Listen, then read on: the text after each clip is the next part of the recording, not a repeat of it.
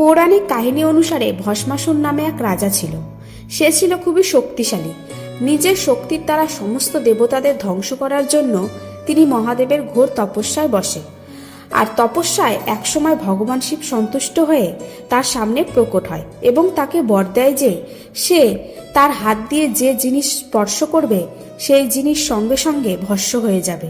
নমস্কার বন্ধুরা, ধর্মোক্তি চ্যানেলে আপনাদের সবাইকে স্বাগত। আজকের আলোচ্য বিষয় হলো ভগবান বিষ্ণু কিভাবে ভস্মাসুরকে বধ করেছিল। আপনাদের কাছে ভিডিওটি সম্পূর্ণ দেখার অনুরোধ রইল। ভগবান শিবের কাছ থেকে বর পাওয়ার পরে ভস্মাসুর নিজের আধিপত্য বিস্তারের জন্য স্বর্গে পৌঁছায় এবং দেবতাদের ভস্ম করার জন্য উদ্যত হয়। সমস্ত দেবতারা কোনো রকমে ভস্মাসুরের হাত থেকে পলায়ন করে। তারপর ভস্মাসুর কৈলাসে আর বৈকুণ্ঠে ভগবান শিব আর নারায়ণকে ভস্ম করার জন্য পরিকল্পনা করে। ঠিক সেই সময় মহাদেব আর নারায়ণের পরিকল্পনায় ভগবান বিষ্ণু মোহিনী রূপ ধারণ করে ভস্মাসুরের সামনে উপস্থিত হয়। মোহিনীর রূপে মোহিত হয়ে ভস্মাসুরের মধ্যে প্রেমবোধ জেগে ওঠে। সে মোহিনীকে বিয়ে করার জন্য উদ্যত হয়। সে মোহিনীর রূপে এতটাই মোহিত হয়ে পড়ে যে সে মোহিনী ছাড়া কিছুই বুঝতে চায় না। দৈত্যগুরু শুক্লাচার্য সবকিছু বুঝতে পারে।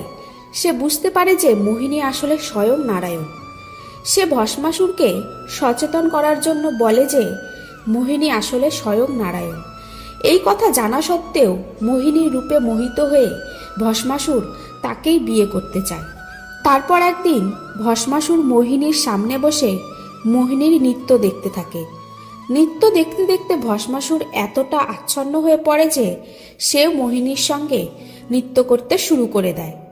নৃত্য করতে করতে মোহিনী যখন তার মাথায় হাত দেয়, ভস্মাসুরও তখন তার মাথায় হাত দেয় আর সাথে সাথে সে ভস্ম হয়ে যায়। এভাবে নারায়ণরূপী মোহিনী ভস্মাসুরকে বধ করেছিল। তো বন্ধুরা, আজকের ভিডিওটি যদি ভালো লেগে থাকে তাহলে চ্যানেলটি সাবস্ক্রাইব করে পাশে থাকবেন।